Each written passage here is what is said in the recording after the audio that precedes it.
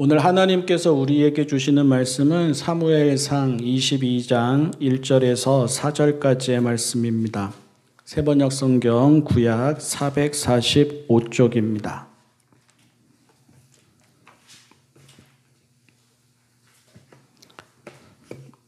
사무엘상 22장 1절에서 4절까지의 말씀입니다. 다윗은 거기에서 떠나 아둘람 굴속으로 몸을 피하였다. 그러자 형들과 온 집안이 그 소식을 듣고 그곳으로 내려가 그에게 이르렀다.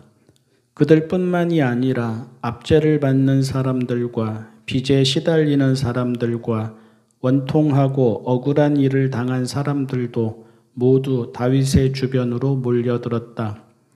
이렇게 해서 다윗은 그들의 우두머리가 되었는데 400여 명이나 되는 사람들이 그를 따랐다. 다윗은 거기에서 모압의 미스바로 가서 모압 왕에게 간청하였다.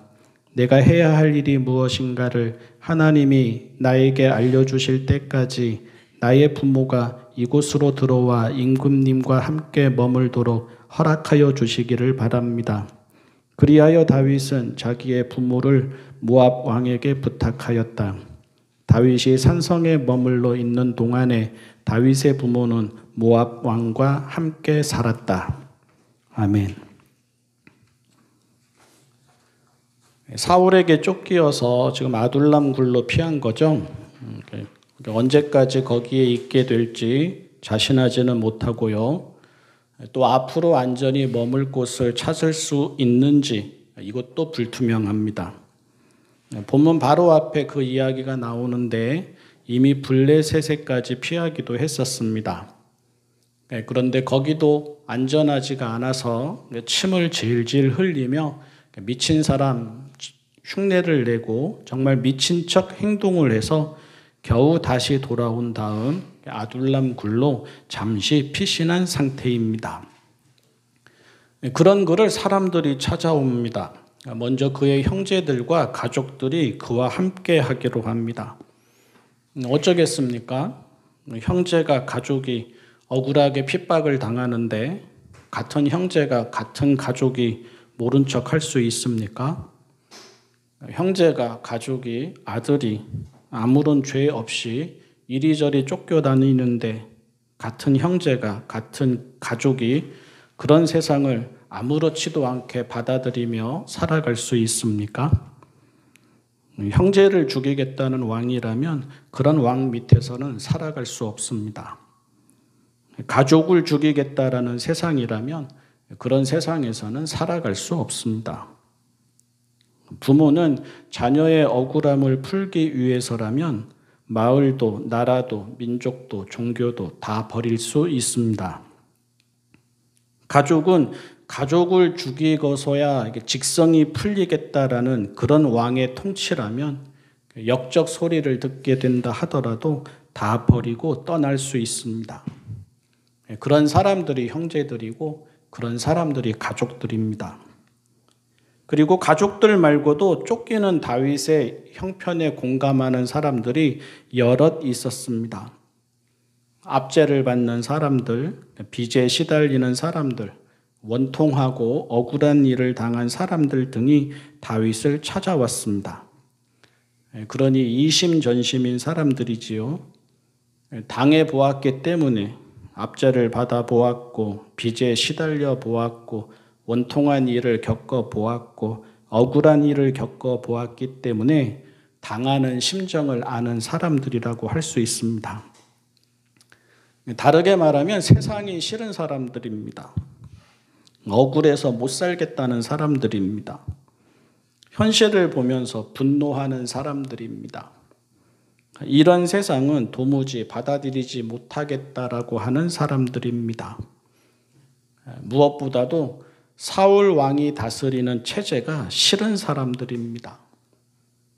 사울 왕의 눈에 들어보려고 아부하고 사울 왕의 눈밖에 날까 두려워하고 사울 왕의 말이라면 옳지 않아도 입을 다물고 떠받드는 체제가 지긋지긋하고 숨이 막힌 듯 답답한 사람들입니다. 그런 체제에서 살아가야 하는 것이 몹시 화가 나는 사람들입니다. 다윗을 찾아간 사람들의 면면을 잘 보십시오. 현실을 지배하는 사람들은 다윗을 찾아가지 않았습니다. 현실에 만족하는 사람들도 다윗을 찾아가지 않았습니다. 현실이 이런 것을 어쩌겠느냐고 순응하는 사람들도 다윗을 찾아가지 않았습니다. 다윗을 찾아간 사람들은 이건 아닌데 하는 마음으로 속이 부글부글 끓는 사람들입니다. 자기들의 눈에 들어오는 현실을, 자기들의 귀에 들려오는 세상을, 자기들의 삶에 일어나는 일들을 긍정적으로 바라볼 수 없는 사람들, 이런 사람들이 다윗을 찾아갔습니다. 주변에 삐딱한 눈으로 세상을 보는 사람들이 있지요. 삐딱하게만 여기지 마십시오. 주변의 현실을 불평하고 원망하는 사람들이 있지요.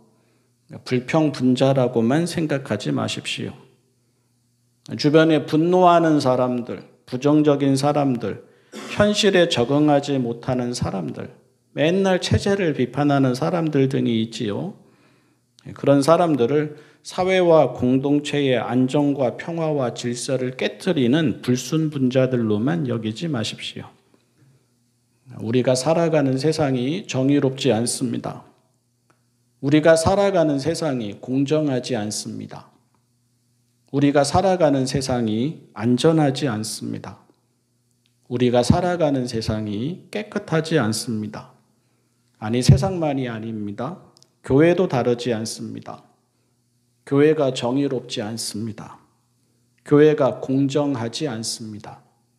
교회가 안전하지 않습니다. 교회가 깨끗하지 않습니다. 교회가 거룩하지 않습니다. 교회가 교회답지 않습니다. 그런데도 잘 살아가는 사람들도 있지만 그래서 뛰쳐나가고 싶은 사람들도 있습니다. 그런데도 순응하는 사람들도 있지만 그래서 부정적인 사람들도 있습니다.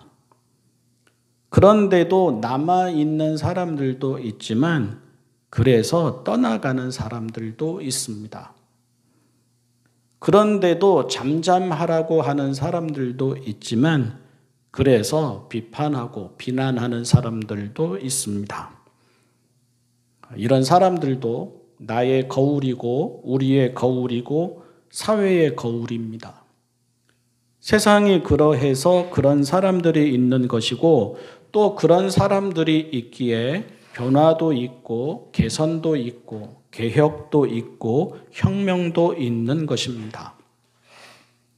통증이 있어야 몸이 아프다는 것을 아는 것처럼 억울하다고 원통하다고 세상이 이래서는 안 된다고 이런 세상에서는 못 살겠다고 하는 사람들이 있어야 사회와 체제에 모순이 있고 불의가 있고 어두움이 있고 일어나서는 안 되는 일이 일어나고 있다는 것이 드러납니다.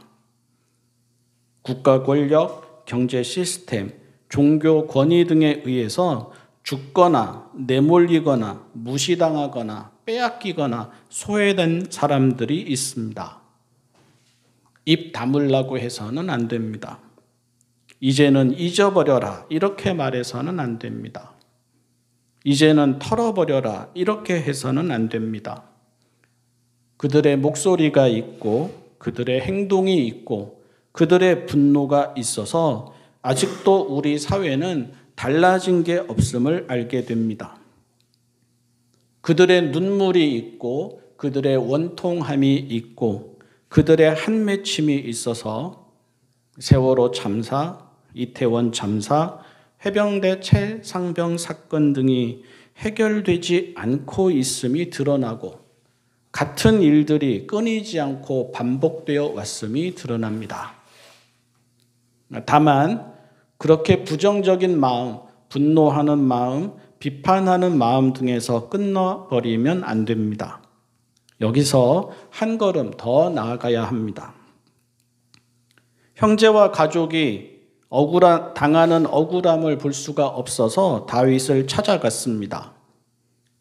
압제를 받고 빚에 시달리고 원통하고 억울한 일을 당하는 현실이 싫어서 다윗을 찾아갔습니다.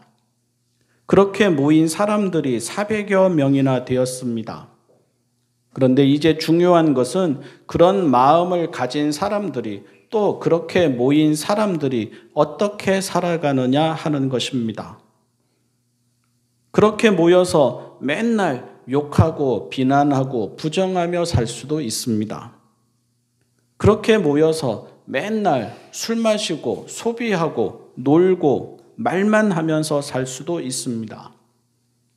그렇게 모여서 맨날 세상을 탓하고 사회를 불신하며 산적이 되거나 강도가 되어서 살 수도 있습니다. 게다가 그런 사람들이 모였으니 눈에 거슬리는 것들도 많아질 수도 있고, 그런 사람들이 모였으니 다들 자기 생각과 자기 주장만 강할 수도 있고, 또 그런 사람들이 모였으니 다들 왜 내 이야기를 들어주지 않느냐, 왜 내 억울함을 헤아려 주지 않느냐, 왜 나를 알아주지 않느냐 서운해만 할 수도 있습니다. 대개는 그렇게 끝납니다. 세상을 부정하다가만 끝납니다.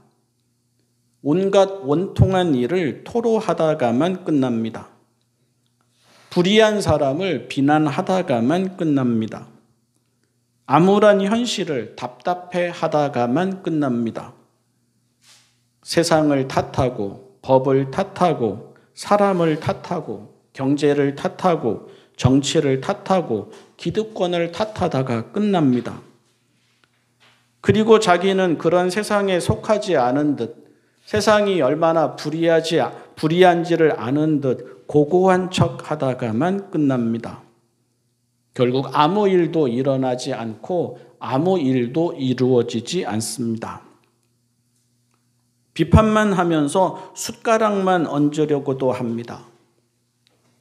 더 나은 세상을 만들려고는 하지 않고 자기가 들어가서 누리게만 되는 그런 세상이 만들어져 있기만을 바랍니다. 그래서 같은 마음으로 모였다가 자기를 알아주지 않는다고 또 떠나고, 새로 모인 사람들 안에서도 또 불평하고 원망하고 부정하며 손가락만 까딱까딱 흔들게도 됩니다.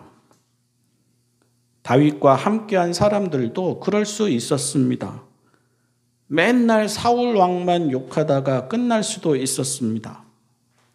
맨날 타락한 세상과 종교만 비난하다가 끝날 수도 있었습니다. 맨날 세상의 부정적인 모습을 욕하다가 끝날 수도 있었습니다. 하지만 그렇게 되지 않았습니다. 그렇게 되지 않았기 때문에 이후의 이야기가 이어집니다. 오늘 말씀에서는 드러나지 않지만 그렇게 되지 않았기에 사울 왕의 시대가 끝났고, 그렇게 되지 않았기에 다윗 왕의 시대가 시작되었고, 또 그렇게 되지 않았기에 다윗 곁에 있던 바로 이 사람들이 다윗 왕 시대의 일꾼들이 될 수 있었습니다. 세상이 불의한데 아무렇지도 않은 듯 살아서는 안 됩니다. 자기는 그럭저럭 살만하다거나 굳이 나서서 고생할 필요 없다고 현실에 순응해서도 안 됩니다.